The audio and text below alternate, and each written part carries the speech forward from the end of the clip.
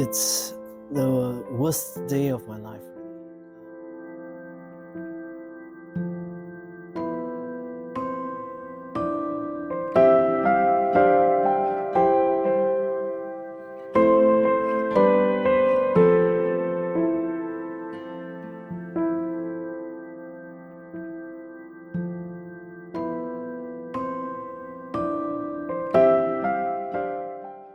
It all started with me discovering I have some rashes on my left breast, and I thought it would go away with rash cream, so I applied the rash cream, but within 1 to 2 weeks it didn't go away. So what happened is that my breast started to harden, the left breast started to harden, and I thought the hardening was like similar to when I last breastfed my 2 kids. It was like, your 2 breasts will get milk clog, but this time it was like just left one side. So these 2 uncertainties makes me very uneasy. So I quickly made an appointment and I went to check. The doctor actually did an ultra scan and just like visual looking at my left breast. Immediately, the word that comes out from the mouth, it was suspicious. So I was like, okay. And so when she did the scan, she says, very suspicious. I think we have to do a biopsy for you right away. So we can't confirm anything until we do the biopsy. I prepared myself mentally because I'm the kind of person that I'll tell myself that, okay, in anything that happened, just think of the best case, worst case scenario. So to me, I think of the worst case scenario as in fine, late stage, 4th stage.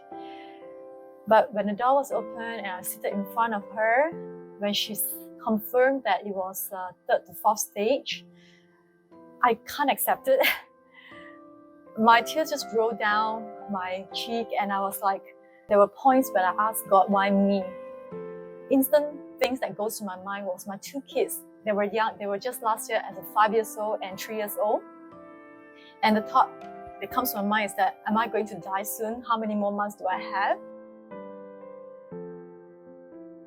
My husband, he was there with me during the diagnosis.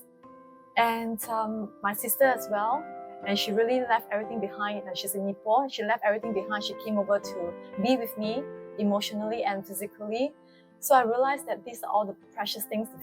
These are the precious people that's with me, and I'm very, very glad that they are with me throughout the journey. When the uncertainties comes in, right, I was like, what should I do? I asked the doctor, what do I need to do? Tell me.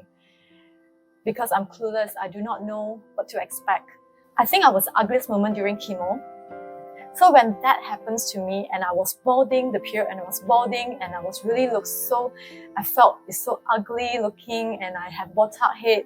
I feel my husband did not see me differently. In fact, he was like very worried about me and he was just there for me. I came to the realization that whatever I feel, how bad, how down, how terrible, she must have felt at least 10 times worse than that. I try to be there for her as much as I can. I accompany her for all the doctor visits, the first few chemotherapy sessions. I try to be there as far as I can for her, picking up the kids, making sure that the timing picking up my kids is there. My kids basically, at the time they were very young, 2 years old and 4 years old. They have their meals, they get to school on time, so that Carmen don't need to worry about that. So I find that, wow, I already knew, our relationship was already quite good in the sense that we are strong in faith and etc. But it just allows me to see another side of him. That wow, this is a man that will be with me in one day. I don't look the same as, when you got married to me, when I was pretty and etc. Even though I put on weight, perhaps it will be different. But even though I'm totally, no eyelash and I was no hair. The session at first, I was quite worried it's gonna be painful, etc. And I asked questions, especially the doctor that I met, Dr. Daniel. He's really kind. He really answered all my questions and all my doubts and clarified all my uncertainties. So, and he assured me that how it's going to be done. So I think I was mentally prepared.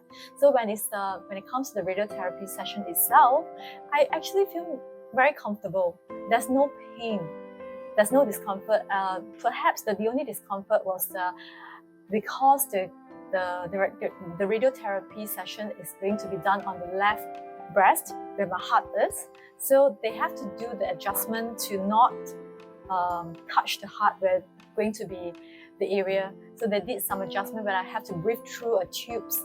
And that's the only time I have to hold my breath for like 10, 20, 30 seconds. I was like, can I do it? And I think I did it with practice for the consecutively 21 days.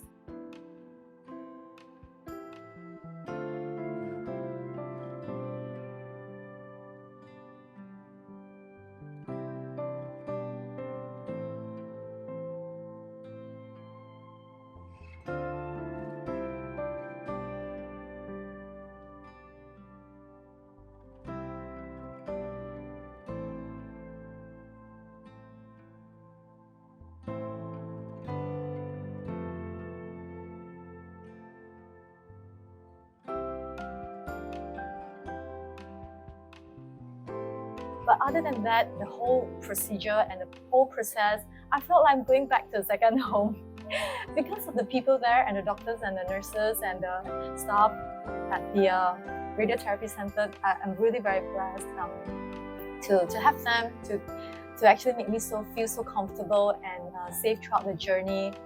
At my last day of the radiotherapy, I remember that, okay, this is it, this is the last day, and they asked me to ring the bell for graduation. It was so funny, and then I was thinking that, okay, and I want to say bye to everyone, see you again. I was like, oops, no. They said, no, we don't want to see you again. I said, of course, what I meant is that, okay, hope to see you outside, see you again outside. So it was that lovely journey with me with ARO, and I really want to thank each and every one of you. So I feel that how it changed the perspective of my life is that since cancer is random and it's a random thing that can happen to my life and it's not within my focus, within my ability to control. So it's something that I shouldn't be focusing on. So now I focus on what I can do. I focus on myself and focus what I can do to share my stories, to inspire others, to create awareness that of my journey that I went through with people. So perhaps they can just kind of like have this reflection that, oh yeah, perhaps they should go for regular checks, or they should perhaps don't take things in life for granted, things that we normally do. For me, I'm very, very blessed. I feel that I'm reborn physically, emotionally. There's nothing he could ask for. He would just wish me to get better, and then so that we can do things that we want and travel the world. That's why we have plans for trips to go in the next few months to just be happy. Yeah, so exciting. So I'm very, very thankful for each and everyone who has played a role and part in my journey. I'm really, really very grateful. Yeah. She's the best thing that happened to my life. I will always love you forever. And I've agreed with her parents that I will always take care of her for the rest of my life, So this is something that I wish to tell her. And obviously now with our wonderful kids, we want to have life together for as long as possible.